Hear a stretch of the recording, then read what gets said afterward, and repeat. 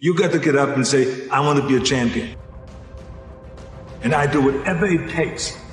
The amount of hours it takes, the posing, the this, the that, the visualization, looking at training footage, looking at motivational books, just reading this, whatever it takes, I would do. That's the answer I want to hear from you. You can detect right away those that are going to be shaky and that will fall behind and they will not go all the way, and those that are very hungry. And that hunger you have to develop because you have to create a goal for yourself, whatever that may be, a short-term goal and a long-term goal. And you got to go after that. And if you do not see it, and if you do not believe it, who else will?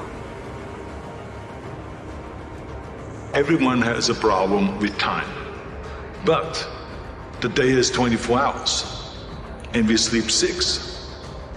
Now, I know there's some out there that say, whoa, I need 8. Well, I say just sleep a little faster. Because the bottom line is we have 6 hours of sleep, 24 hours are available, so you have 18 hours now available to your work, your family, your hobbies, and also to learn something new or to do something new, which could easily be that you want to learn a new language, or that you want to read as a New Year's resolution, have to read a book every week, or you say, I'm going to go and reshape my body. So you're going to go and take this hour out of your schedule and say, I'm going to train an hour every day. And so there I just want to tell people, don't give me this thing, I have a difficult time with the time and I don't have time for this and I don't have that. You have time, you make the time. And that's the divides then one from a champion and one from not being a champion. If you can go through this pain barrier, you make it to be a champion. If you can go through, forget it. And that's what most people lack, is on this having the guts to go in and just say, I go through and I don't care what happens. When champions win, they've already expected to win. They're not surprised. Now, they may celebrate for a moment. They may celebrate for, let's say, 24 hours.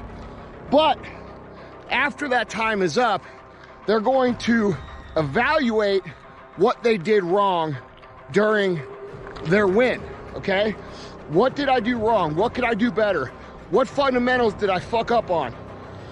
Those are the things that keep people winning.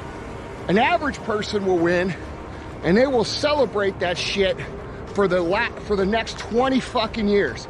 And this is most of your friends, right? I'm being honest. Oh, dude, back in high school, I rushed for 234 yards and 17 touchdowns. Yeah, who fucking cares, bro? No one gives a fuck. What'd you do today? Okay, that's reality. No one fucking cares. So, while it's cool to have accomplishments and shit, most of the time these wins that people have during their life end up holding them back because they hang their hat on them and celebrate for far too long, all right? Champions don't do that. They take their wins, they break them down, they see where they can get better, which causes them to continuously win.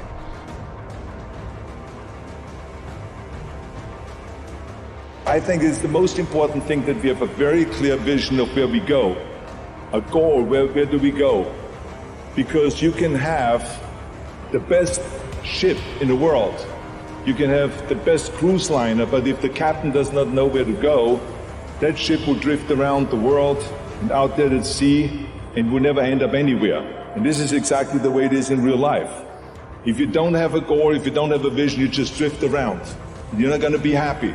This is why it is so important to have that vision. A lot of people are overly negative towards themselves. A lot of people, a lot of you, tell yourselves you're a piece of shit all day long. And guess what? If you tell yourself you're a piece of shit all day long, guess what you're going to be? You're going to be a piece of shit. So here's what I would challenge you to be like. When things are great, when you're winning, when it's obvious that you're winning, be your own worst critic, okay? Accept that you're doing some things well, but break down the play and see where you can improve. This will keep you winning. When you lose, when you're embarrassed, when things don't go your way, don't pile on to yourself, okay? The world's gonna do that for you.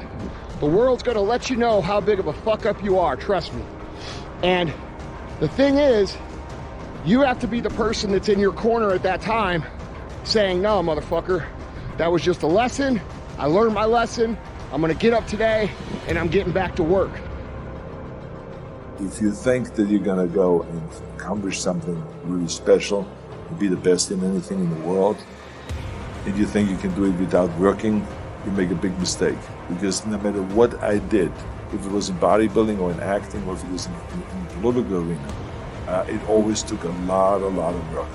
And you got to put out, and you got to, something make a lot of sacrifices. Notice, if you're not willing to work hard, forget about it. So this is another rule that is very important.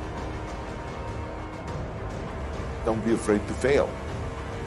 Because if you're afraid to fail, then you're always holding yourself back because you're afraid that if you go all out, you may fail. Well, in weightlifting, we learned that very quickly. The only way you could break a record is if you're willing to fail.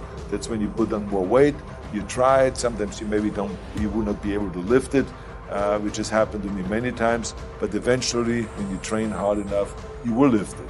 So don't be afraid to fail. I mean, how far can you fall?